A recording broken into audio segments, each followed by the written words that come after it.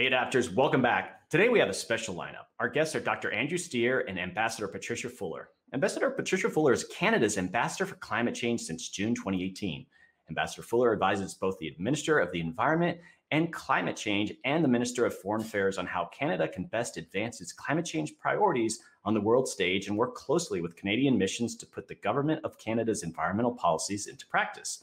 Dr. Steer is the president and CEO of the World Resources Institute, a global research into action organization dedicated to promoting economic development while protecting the natural environment. Dr. Steer joined WRI from the World Bank, where he served as special envoy for climate change from 2010 to 2012. We will be discussing how we can generate economic gains through innovation and delivering social and environmental benefits. Welcome to the show, folks. Thank you, Doug. Pleasure to be here. This is very exciting for me just to talk to two people just, deep into the adaptation space. And so we want to talk about what's been happening. You had this big adaptation week and the Global Commission on Adaptation. But first off, let's just get a little bit of background on each of you. Ambassador Fuller, maybe you could give us a little bit of background on what it means to be an ambassador for climate change. Oh, okay. Thank you, Doug.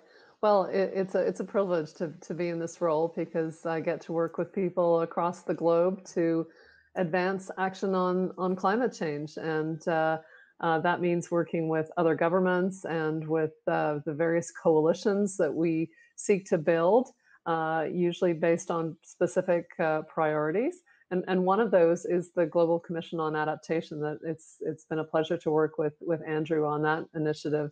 And I'm sure he'll have more to say about the purpose of that. Well, I look forward in the United States that when we have an ambassador for climate change, maybe soon. But Dr. Steer, can you describe what WRI is? World famous think tank, but could you give us a little bit of background on what you do there? Well, the World Resources Institute it's a global institution. We have offices in 12 countries around the world, and we work in about 70 to 80 countries. We have 1,200 experts that go to work on a Monday morning believing there is a better way, believing that actually there is a way to have prosperity without polluting, without causing climate change, without destroying nature. And we work on issues relating to the future, and in particular, the future economy and society. So we would, for example, ask the question, so what would an economy look like in the 2020s and 2030s if we halved carbon emissions, and if we adopted a more resilient way of doing business? What would it look like in the 2040s if by that stage we had really moved to where we want to be?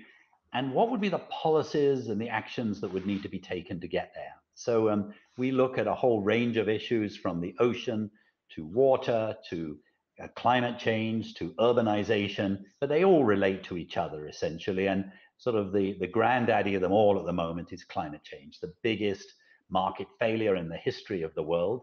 And of course, whilst we're making a lot of progress right now on the mitigation agenda, we still have a huge journey to go on adaptation. And that's, I think, what we're talking about today. Ambassador Fuller, and just could you give us some context? The Global Commission on Adaptation, it's a relatively new commission. Can you give us just a brief history of the commission? Oh, certainly. So it was started by the Dutch government, by Prime Minister Rutte, 2 years ago. So a time-limited commission to accelerate global action on adaptation. So as Andrew said, we have much more to do to bring attention to the need to adapt to climate change, recognizing that there are locked-in impacts from the emissions that are already in the atmosphere that are here and now affecting communities around the world. And we need to build much greater resiliency in all of our countries and communities and economies to the impacts of climate change. So this commission brought together a relatively small set of countries and organizations. So a number of partners that are really dedicated to working closely together to achieve results first in publishing a flagship report that really raised the level of understanding around where we're at on adaptation and where we need to be. That was in its first year of work. And then in the second year, it was entitled the Year of Action. So we divided up into various action tracks, one of which is on nature-based solutions, and that's the one that I have been co-leading with Mexico, but a whole series of others as well on issues like food security, infrastructure, local action. So all of those action tracks have been working away towards our sort of rallying point. This will all culminate in a leader level summit, again hosted by the Dutch government on January 25th of 2021. Excellent. And Dr. Stier, I feel like adaptation is finally having its time in the light. Could you talk about where adaptation shows up in the Paris Climate Agreement? Most people are hearing about the Paris Climate Agreement, but it seems like the mitigation side seems to get all the attention, but it does address adaptation, doesn't it? Yes, it certainly does. But I mean, one of the reasons that the main reason that the Adaptation Commission was established was precisely because there wasn't a narrative. It wasn't an exciting subject. Over the last 8 years, there's been actually a real intellectual revolution on the mitigation side. We used to believe that if you wanted to address climate change, it would be nice to do, but it would cost you, and you'd lose jobs, and you may lose competitiveness. Over the last 8 years, there's been an amazing revolution in our understanding. We now know that smart climate policies to reduce carbon emissions will drive the economy forward. It will increase the efficiency of the economy. It will drive new technologies, and it will lower risks. And that narrative has now caught on the mitigation side, whereby, you know, there are now over 1,000 companies that have committed to totally decarbonize. We now have 70 countries that are committed to net zero. Amazing progress. This week, the United Kingdom announced that it would abolish internal combustion engines for vehicles by 2030, and other countries will follow suit. So you've got this incredible excitement on the mitigation side, but nothing like this on the adaptation side. Adaptation had been regarded as stodgy, necessary, but unexciting politically and unexciting economically. And so we set up this commission, 18 countries, chaired by, fascinating, Bill Gates agreed to co-chair it, Ban Ki-moon, and Kristalina Georgieva. Kristalina Georgieva, now head of the International Monetary Fund, and before that, she was managing director of the World Bank. Why are these people interested? They realize that climate change, sadly, is happening today, and they realize that all of the gains that we fought so hard for over the last 20 years will be undermined. And we need to totally change the way we do our planning. At the moment, we've been planning assuming that the past is a good predictor of the future. We've been planning assuming straight lines and smooth curves, whilst in reality, the future is going to be jagged lines, unpredictable futures. And so we have to, instead of focusing just on maximizing the mean, we have to think about the variation and minimizing and managing that variation. So it's a total mindset, and that's why we set up the commission. Okay, adaptation's not exciting. I think those are fighting words, Dr. Stier, but I get your point. Ambassador Fuller, following up on some of the points that Dr. Stier was talking about, how can climate adaptation be economically viable? And I think maybe both want to take a crack at that, but explain what that means. Well, here's the irony. It actually saves money to invest in adaptation. If we prepare for foreseeable events, those will be far less costly than if they come upon us when we're not prepared. And we've certainly seen that illustrated with the COVID pandemic. So the irony is because, as Andrew has said, it tends not to be something that has gained the attention that it needs to gain. But from an economic perspective, it makes absolute sense to invest in preparation for whether it be extreme weather events like flooding. Far more cost effective to invest in the kind of either green or gray infrastructure that can prevent damage from occurring and prevent the kind of costly investments in disaster response. So the report that the commission prepared showed that the return on investment to adaptation is multifold. It can be as high as 10 to 1 in terms of a return on investment. So it's a good economic prospect for sure. And Dr. Steer, maybe you could follow up on that. And to me, again, you invest now and you're saving money later because these impacts are only going to get worse. And in some ways, it's a very conservative approach to doing things because, listen, it'd be crazy to have to invest these things later. And what are you seeing at WII? What are some of the approaches in regards to sort of making the argument it is economically viable? Well, and what Ambassador Fuller said is absolutely dead right. The traditional way of looking at adaptation is we invest money today, and that will stop something bad happening perhaps 10 years, 20 years, 30 years down the road. So we'll put flood protection today because it will protect us in the future. That's now been, so that's, if you like, the first return, if you like, the first dividend, stopping bad things happening. But the remarkable thing is that really smart investment in adaptation does a couple of other things too. First, by providing that kind of security, which is not 10 or 20 years, it starts today really, you lower risk. And so all kinds of possibilities can result as a result of that. And third, it turns out that if you adapt in a certain way, you can have social benefits that also couldn't have been predicted. So take, for example, African agriculture. Now, what do you need to do to adapt? Well, you need to do a lot of research to get drought-resistant seeds and so on. But in addition to that, you need to think about the quality of the soils, the shade that can be provided. And so you then start thinking about landscape restoration. So if you restore, let's say, 100 million hectares of land in Africa, which could easily happen, you'd be doing that in order to bring more resilience to farmers, because the soils would be richer, because you would have various plants and bushes and even some trees, the shade would be greater, you'd keep water in the soil longer.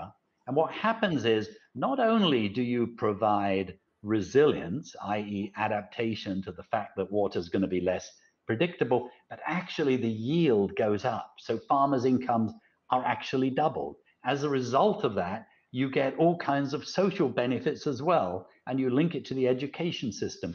And so what's true for, let's say, landscape restoration in Africa is true for water resource management, is true for many of the aspects. And so turning adaptation from this rather dull thing for a politician, well, I've got to do it, but it's not going to win me any political points because the payoff won't be till 20 years down the road, creates something altogether more inspiring.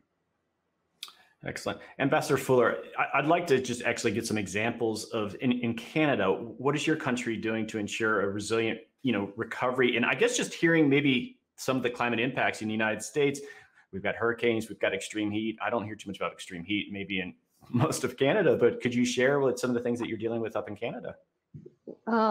Sure. And in fact, we have had extreme heat events, and an extreme heat event depends upon the context. So heat is what it relates to what people are used to. So we do have to think about even the northern areas of Canada where people are experiencing temperatures that they're just not used to experiencing.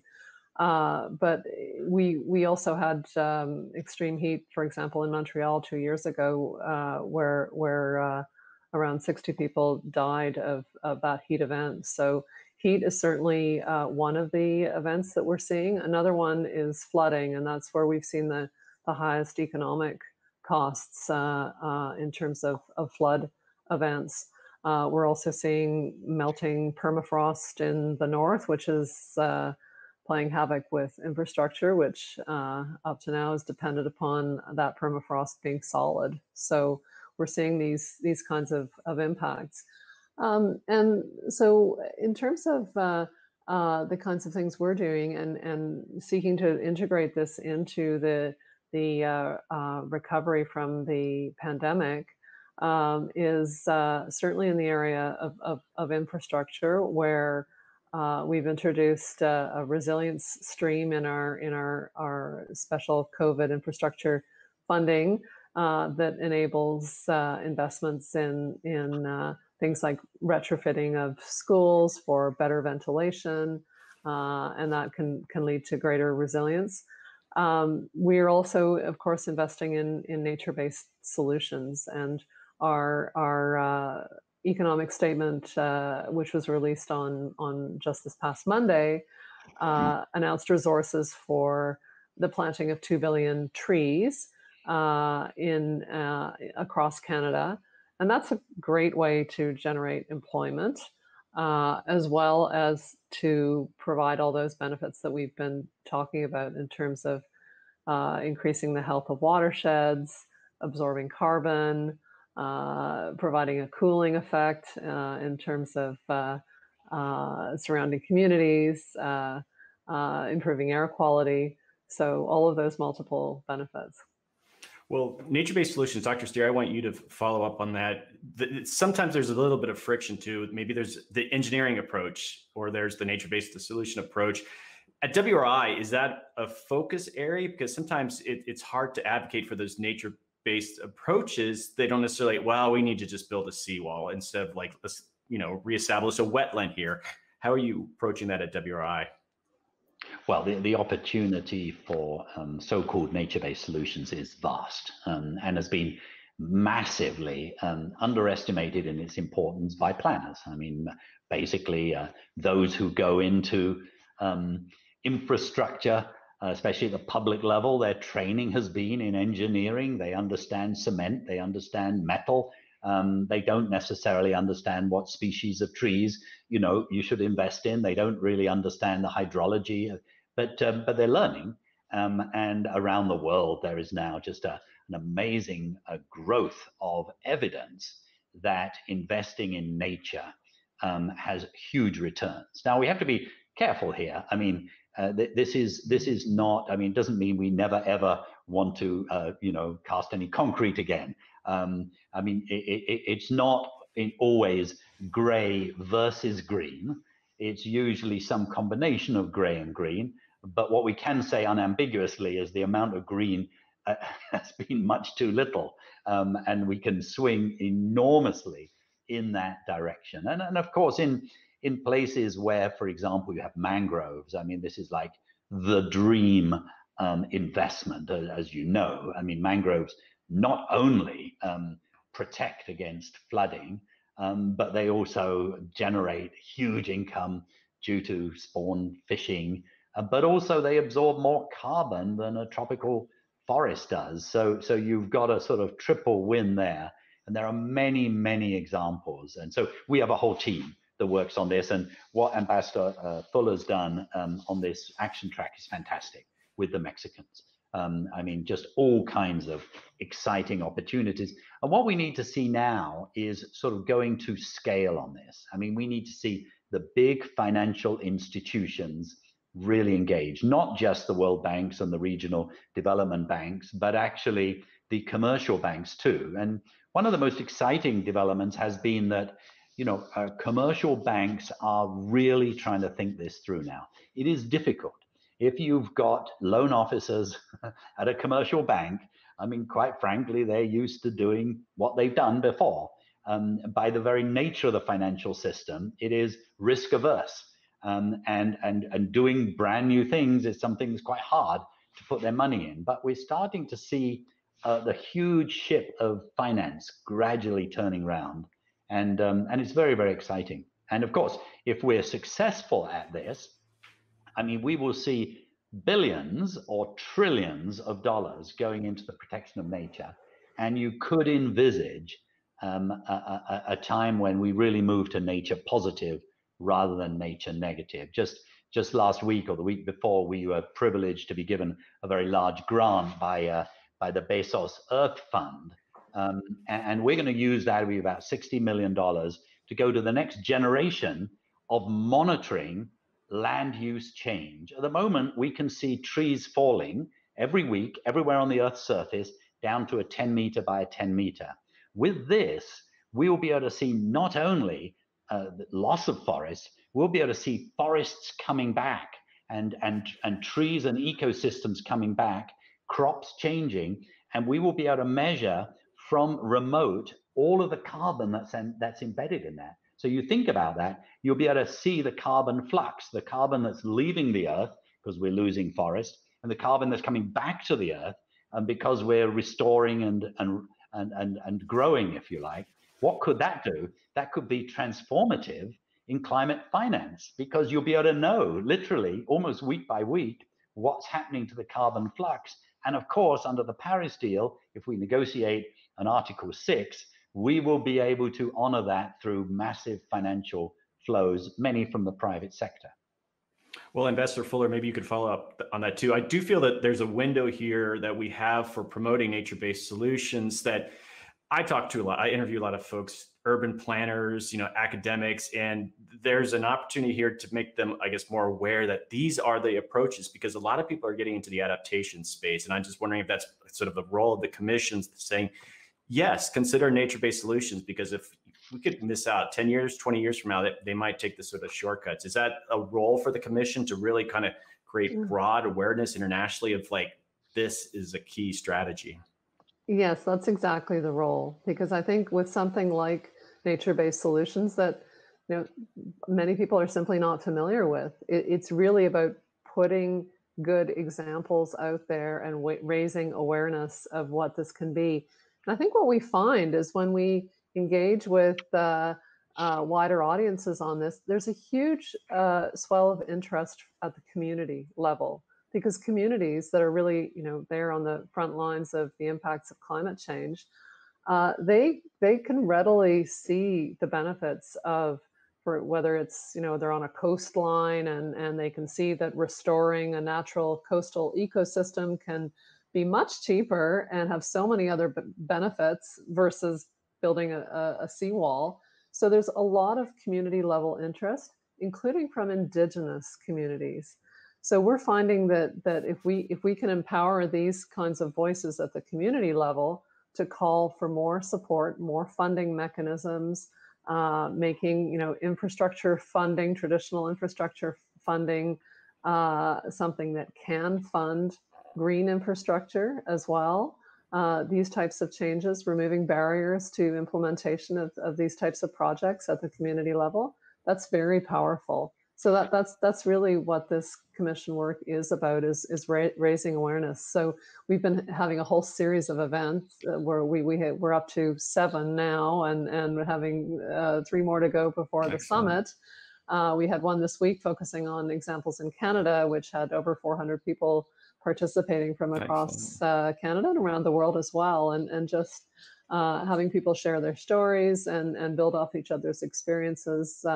And really kind of turn the light bulb on in terms of when you get to these urban planning processes to introduce this at the table and have this type of approach to the problems we're facing, given the kind of support that it deserves.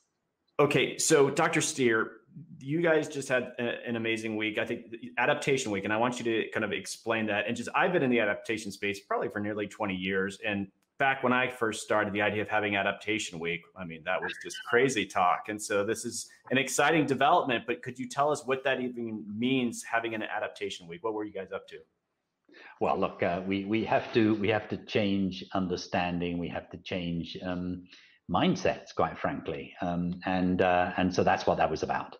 It was aimed both at a senior level, policymakers around the world, using everything from social media to lots of seminars and films and so on, but also to the general public, to get them to start thinking about what resilience really means. And this is an incredibly important time. Never before has the world recognized how unsafe it is. Most of us a year ago believed that our governments were equipped to protect us from catastrophes. I mean, we never would have dreamt that it would be possible that the entire economy that, I have not been in my office for, for 9 months now, we would have thought it was impossible. We discovered that even though we love our governments, that we were naive to assume that there was someone there that was taking care of us. Certainly here in the United States, it hasn't been the case. And that's true around the world as well. So we now know that actually we've got to think differently. We are much more at risk than we thought, and we need to think about what that implies for our own lives and for the kind of governments that we elect and for what our communities do. And so what we've tried to do is really very simple things. What is adaptation? People say, oh, it's so complicated. Well, not really. Some things are very complicated, but other things are very simple. Kristalina Georgieva, head of the whole IMF, someone asked her, so what is adaptation? And she said, well, for example, in Bangladesh, they have terrible floods because of climate change. So what they're doing is that instead of having chickens, they're now having ducks. I mean, isn't that brilliant? I mean, someone as sophisticated as Kristalina was able to make that sound so simple. I lived in Vietnam for 5 years. And when I arrived there in 1997, there was a typhoon. Vietnam has more typhoons than any country in the world because it has this north-south 1,000-mile coast.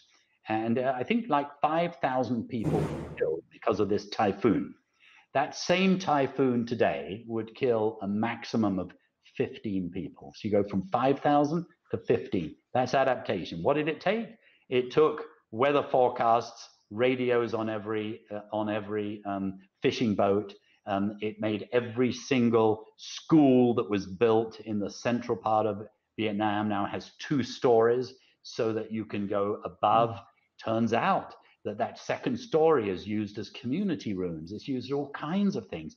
So again, sort of very simple stories like that illustrate what can be done. Now, there's much more complex stories that we also try to convey, which is if you are a minister of finance and you have got to now allocate your money in a way that thinks about resilience, how do you do it? That's quite complicated. It's very important now because the governments of the world are about to spend between 10 and 20 trillion dollars. They've already allocated $12 trillion. That's more money than has ever been spent in history in such a brief time. If those monies go into the old-fashioned investments that are vulnerable, that are not resilient, we have a very, very bad future. And so the stakes right now are incredibly high, and that's why we're sort of flat out trying to change minds and mindsets. Okay, and a follow-up to that, Ambassador Fuller, and you mentioned the summit, and this is sort of a follow-up to the Adaptation Week.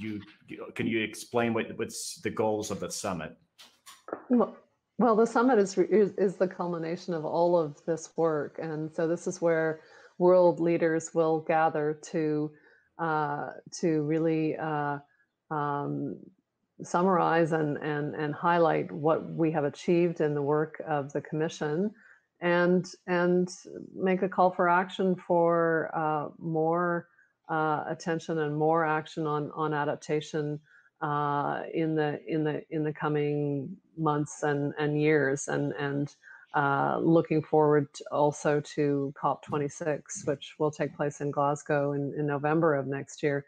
So it's really to highlight the findings and the work of the Commission, what we've achieved, and give a real boost to the agenda moving forward for even greater attention to be paid to the challenge of adaptation.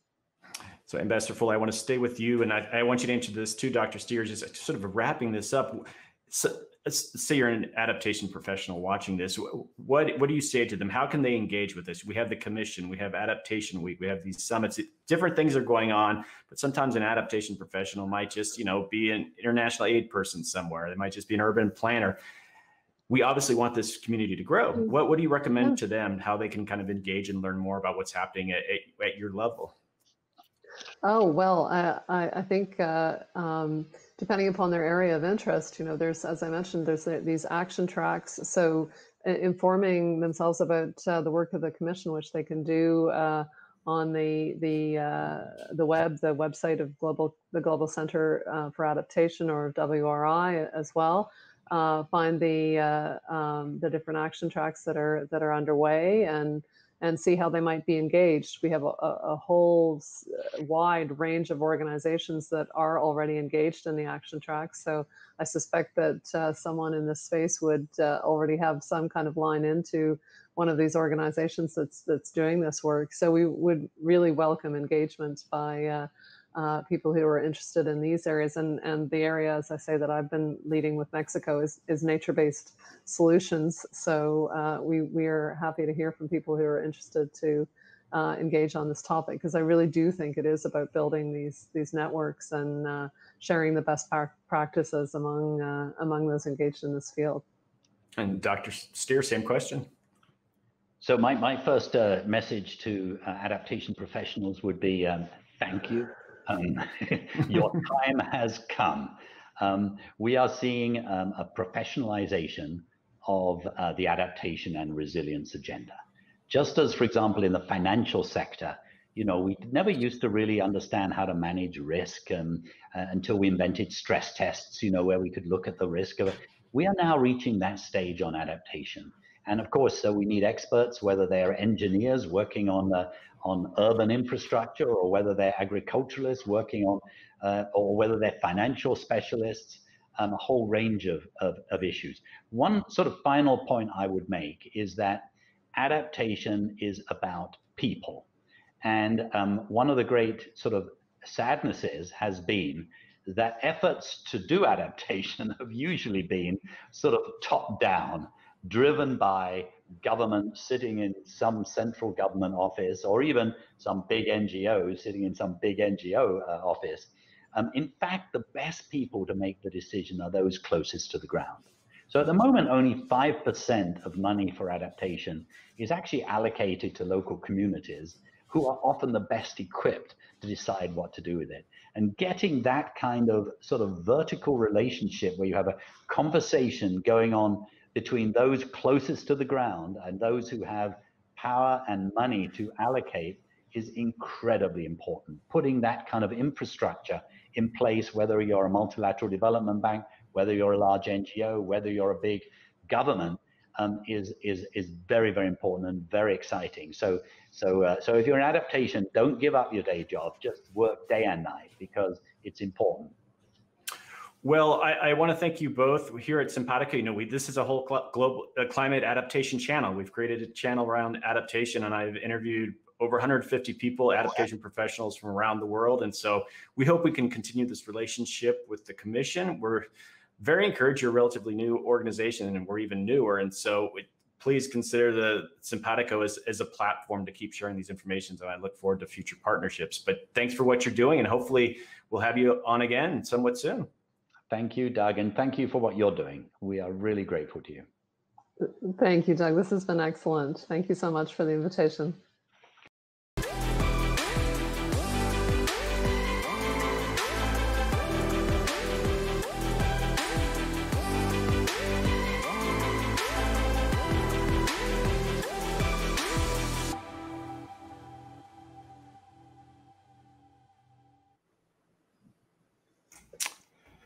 Hey adapters, again, I'm Doug Parsons, a partner here at Simpatico Studios. I hope you enjoyed that panel discussion. Thanks to Ambassador Fuller and to Dr. Steer for joining me. We appreciate their leadership in this emerging field of climate adaptation. We have a bonus conversation for you. Joining me now is Sean Martin, Vice President, Ecological Resilience at World Wildlife Fund. Hey, Sean, thanks for joining me for this post-panel discussion. Hi, Doug. It's great to be here. I'm really happy to speak to your audience today. Well, we just watched this panel, but before we do that, just tell us a little bit about yourself. What's your role there at WWF? Sure. So I'm Sean Martin. I sit on the climate team at WWF, and I'm the Vice President of Ecological and Social Resilience. And in my job, what we try to do is make sure that we're thinking about resilience, the many dimensions of resilience in all of our work, but particularly resilience to changes in climate, both immediate threats like disasters, impacts from hazards like hurricanes and drought and floods, but also the long-term stressors like melting glaciers or melting ice caps, gradual rises in temperatures. And so we're infusing that thinking through all of our conservation and development work all over the world. Okay, so I'm sure you remember, but where we actually first met was at a WWF event. The whole day was about resilience. Right. What were you trying to do there at WWF with that day? Yeah, that was back in 2016, I think. And I remember meeting you very well. And I had the opportunity to join your podcast several times since then. During that, it was the Fuller Science Symposium, and the topic was on resilience. And we were talking exactly about what does this mean? And I remember at the time we had this discussion of what's the difference between adaptation and resilience, and is it the same thing? And people are still wrestling with that. My title has just become resilience. It used to be adaptation. Resilience is a bit broader than adaptation, which is solely focused on climate change for the most part. But that symposium was just really our first big public way to start talking about the fact that change is here. Continued change is certain, although how it will change, how the change will happen is uncertain. And that we need to start thinking about how we're going to do our work differently to weather those changes. And that is the essence of resilience, building resilience. I do remember that event, and to applaud you. It was really just a world-class event, some great speakers, but I did remember thinking by mid-morning, we already had probably half a dozen different definitions of resilience, and I think that was the nature of what was going on. But that's partly why I'm bringing you on here. You're an expert in this area, resilience, adaptation, and so what are some first impressions of what we just watched? So both Dr. Steer and Ambassador Fuller were right on the money. Everything they said was true. There's so many great things they said, but particularly on nature-based solutions, I'm glad they spent some time on that, because certainly our work at WWF and the work that I do has a real strong emphasis on nature-based solutions. And maybe we could just unpack that a little bit, because that's what I'd really love to talk about today. Nature-based solutions. To back up a little bit, when you said there's many definitions of resilience, and that's really true. And really, when we work with our partners, with whether they're corporations or communities or government agencies, we always begin by helping them understand what resilience means to them, because it's different for everybody. It's what's important to you, what makes you uniquely at risk, and how are you going to manage those risks? And how can you do that in a way that's not causing increased risk to others, whether that's other communities, other countries, or nature itself? And so we have our own definition of resilience, but that doesn't mean that everyone has to have the same definition of resilience or agree with us. We just need to find common ground of how we can build resilience together in ways that are do not undermine the other's goals. Okay, I do want to dig down into the nature-based solutions, because I know that's a lot of what you do. But I guess more broadly, Dr. Steer mentioned that we have a long way to go regarding adaptation in relation to mitigation. Do you agree? Like, where are we at in regards to adaptation? Yes. Okay. Elaborate. So mitigation has progressed so much. The Paris Agreement was a big milestone. There's a long way to go on implementation before we reach the goals. But because we have goals, whether they're 2030 targets, and then by 2050 we want to reach a certain level of net zero emissions, there's an end. You can see the light at the end of the tunnel with mitigation. There's like, okay, we've achieved what we need to do. With adaptation, it's a never-ending, ongoing journey. And so when you say, are we making progress? We're not making progress fast enough, but since there's not an end goal, you can't really say we're making progress towards something. We need to get started. And there's evidence that there's a lot more action happening, but that doesn't mean like one day we are going to be resilient so we can stop adapting. Well, I'm wondering if you're seeing this sort of maybe on the ground work that WWF does, but I do feel like we've made a little bit of progress that, even 5 years ago, when you talk about adaptation, there was almost this mindset of like, well, it's stuff we are trying to prepare for in the future, but it just seems, and even the last few years, people are getting it in their heads. we're doing adaptation today to climate impacts today. And do you see that at WWF yet? And yeah, and we've often heard not only it's a future problem, but it's also a South problem, that people in developing countries are on the front lines of climate change, and certainly they're more vulnerable. But here in the United States or in Europe or other developed countries, it's really not our problem. We need to mitigate. Everybody else needs to adapt. But you look at what happened in Australia with the fires, what's happened in Canada and the United States with fires. We had more hurricanes hit the US, more named hurricanes ever, and more hurricanes hit the US land this year than ever before. And you just can't escape the reality that this is happening now.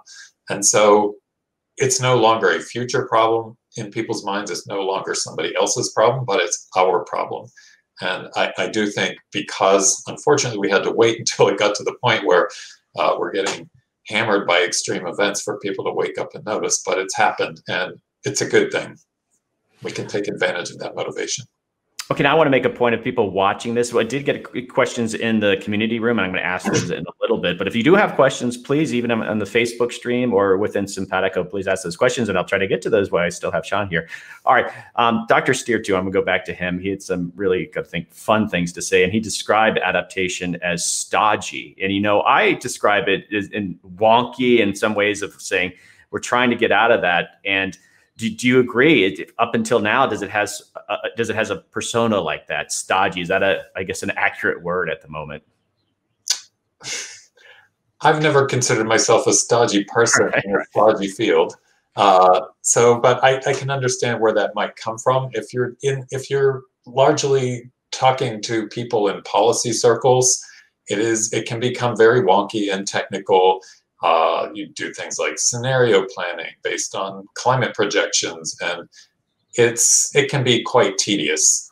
But if you're on the ground working with communities and you're making a difference in people's lives, it's incredibly exciting. And that's where my heart is. Yes, we have to have the right policies and incentives and finance and all that stuff. That might be the stodgy part, but when the rubber hits the road, when you're seeing people benefit for what's happening on the ground, that's incredibly exciting. We get to help invent the future. I don't know how anyone could not see that anything but exciting.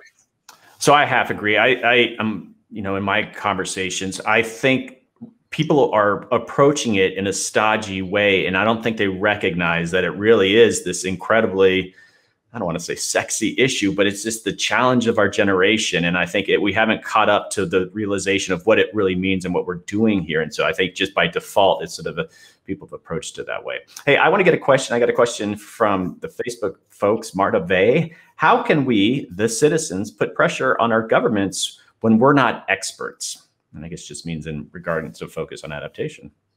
So if you happen to live in a country where you're able to exercise your vote, that's the best way to do it. And you don't have to be an expert. We are all feeling the impacts. We feel more invulnerable when there are floods, when there are heat waves, when there are droughts, when food prices increase because there are droughts and food production goes down. There are many ways you can express your concerns through your own experiences without having to be a technical expert in climate change or adaptation. What we need to do to come together is to express our concerns and then develop solutions that can help reduce some of the risks that we face from the increasing climate impacts. And I would say, too, the interface of some of these impacts and wildfires out in California, for example, where they're building homes and such, you as a citizen, if you want to weigh in, there's just a lot of local government planning going on that's a cause and effect related to that. And so these really at the micro level, that's where we're seeing the sort of damage from some of these impacts. So I think there's a lot of people can do, citizens can do to, make policymakers to avoid some of these, rash decisions on where people are going to live. And I don't know if rash is the right word, but maybe poor decisions on where we're going to put people in, I guess, harm's way in regards to climate impacts. Right. I would love to see adaptation and resilience building risk management in the political discourse, much like we talk about climate change and jobs and healthcare and everything else. It is all related, but maybe this is what Andrew was talking about. It's not sexy for decision makers, but it will become sexy if citizens speak up and express their concerns about what we're experiencing today and the future as well. One of the things that was mentioned very specifically are the use of mangroves in regards to adaptation. And I know WWF, I love mangroves. I grew up in Florida, spent a lot of time canoeing around mangroves. But tell us what you guys do there at WWF in regards to how mangroves play a role in adaptation. Sure. So Andrew Steer brought this up as mangroves being the dream nature-based solution. And what he meant by that is mangroves are good for so many things. They provide so many societal benefits. So for climate change mitigation, they absorb lots of carbon, and the soils where mangroves live on coastlines also store a lot of carbon. So it's great for carbon sequestration and climate change mitigation. They also incredible for reducing risk to coastal hazards like storms and storm surges. And so they provide adaptation benefits as well. And then they harbor incredible habitats for biodiversity. They're important for fish nurseries, and those fisheries are important for people's livelihoods. So there are just so many benefits we get from mangroves. So it really is a dream nature-based solution. And we hear about mangroves a lot. WWF has just received generous support from the Bezos Earth Fund, where we will be working in 4 countries to build on our previous work on coastal resilience building and climate change mitigation through mangroves, which is the nature-based solution. And with our work in adaptation and nature-based solutions, we really have 3 principles. And we don't hear... At WWF, we have 3 principles, but it's not something I hear out there a lot. So we talk about nature-based solutions as a way to help communities adapt to climate hazards or to store and sequester carbon. And so mangroves is that nature-based solution. And that's just one of the 3 principles we have. Use nature to help people adapt. But the 2 other principles we don't hear so much about adaptation and nature is one, you also need to avoid harming nature. So we're advocating for increased climate finance for adaptation. We can do a lot. We can help people a lot by destroying nature. The example of putting up a seawall wall instead of mangroves is just one. So when we have choices to make, whatever we do to help reduce risk for people, we have to make sure that we're avoiding further degradation of natural ecosystems that we need for nature-based solutions to actually work. And then the third principle we have is we have to help nature adapt. And this is something that we don't hear often among people who are promoting nature-based solutions. When you talk to conservationists or biologists, they're very concerned about the impacts of climate change on nature. And then on the other hand, we're hearing that nature is the most cost-effective way to help reduce risk without considering, well, climate change is reducing the efficacy of the nature-based solution. So how are you going to help nature adapt so that it can survive in a changing climate so we can rely on those ecosystem services to protect us in the future? And the Global Adaptation Report, the Global Commission on Adaptation Report touches upon this. It acknowledged that there are climate risks on nature, but it says that we have a closing window, that if we don't reduce our emissions quickly, rapidly, that we will lose nature, and therefore nature-based solutions won't be effective. I think that's a little bit fatalistic and really putting too much faith that we're going to actually reduce emissions that fast. What we like to talk about at WWF is climate smart conservation. How are we going to help mangroves, for example, adapt to the changing climate, even if we meet maintain our targets of 1.5 to 2 degrees C increase or beyond that? So mangroves are susceptible to sea level rise. At some point, they will be underwater. Do we have space for mangroves to move inland as we're planning for conservation? Right? They need certain mixes of fresh water and salt water to survive. What's happening upstream? Are they getting enough water flows? How can we increase water flows to mangroves to make sure they survive. So it's not just putting our focus to make sure nature-based solutions for adaptation work. We actually have to help nature adapt to the future of climate change. And so those are the three things that we're focusing on at WWF. Avoid harming nature, using nature to help people, and help nature adapt. I'm glad you mentioned mangrove. There should be some sort of international adaptation plan, and the mangrove should be designated it because it's this all-purpose thing. And one of the things when I was in Florida, there was sort of research that not only is there protecting against storm surges and such, that if depending on how fast sea level rise is happening, there might be some, accumulation of terrestrial areas that it's actually, building back, and that's not we're not going to get much of that in the coming years. But there's just so many different values to it. But as to I think one of your final points there, if the seas come too quickly, if they're rising too quickly, mangroves can't necessarily keep up with that. And so I'm encouraged that the work WWF is, I'm sure there's going to be a lot of research associated with management. Very, very important. I want to there were some comments that came in from Facebook I wanted to share from Teen Rossing. Fantastic webinar. So wonderful to see that adaptation in general and nature-based solutions in particular are finally getting some traction. About time. Music to my ears. And Teen, thanks for weighing in, and we agree this is a very nature-based solution, like biased panel and post discussion. So we appreciate your comments there. And we have. I know Tina. Oh, okay, great.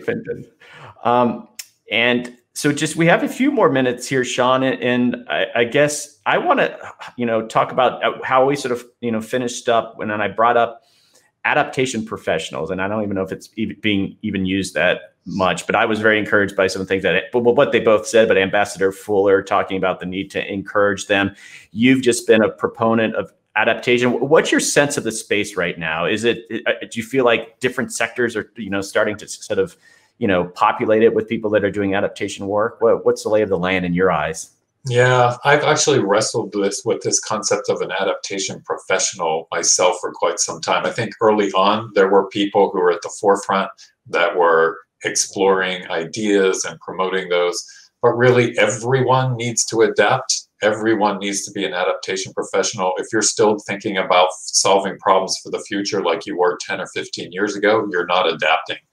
And so you don't have to study adaptation, but you do have to understand how the climate change and what's happening now and in the future is putting your risk and your goals of your work at risk, and how are you going to manage those? In that sense, everybody needs to adapt, and therefore everyone is an adaptation professional.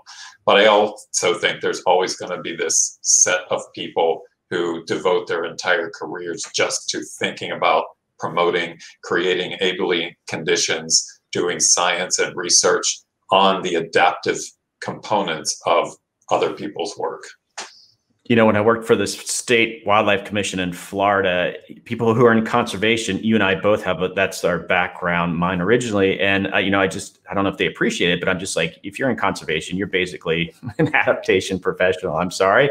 That's just where you're headed. That's what you'll be doing. That's what you'll be thinking about. And I think we've seen a lot of progress even in the last 10 years, but I still think there's a lot of silos in regards to what people think they're really doing. And I'll have to factor this in, but I don't think people appreciate the wholesale changes and even in their professions on what adaptation is going to mean to them.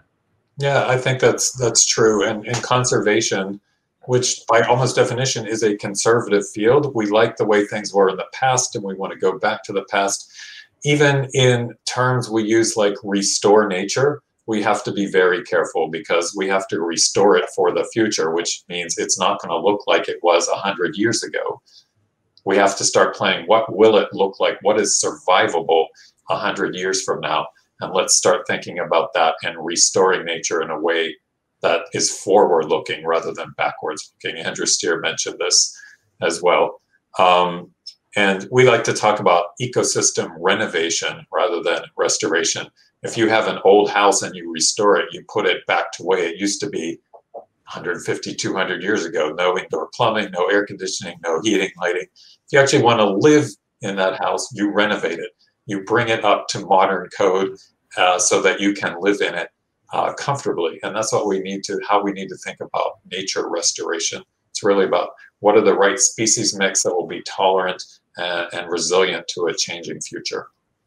Okay, so I think I need to wrap this up. Sean, it's been a privilege and it's been fun chatting with you. I always love chatting with you, and we get the chance to talk. But thank you so much for coming on Simpatico and talking about this panel. Thank you so much. It's been a pleasure. Okay, folks, I want to thank everyone out there who's been watching this. I especially want to thank on behalf of the Simpatico team. We have a climate adaptation channel. These are the things that we want to talk about. If you want to talk about these things, definitely consider reaching out to us and maybe sharing your story. But I want to thank the team at the World Resources Institute, the whole communications team, for helping put this together. And I want to thank Ambassador Fuller and Dr. Steer for coming on for the panel. We want to do more of these things, and I think they had a lot of important things to share.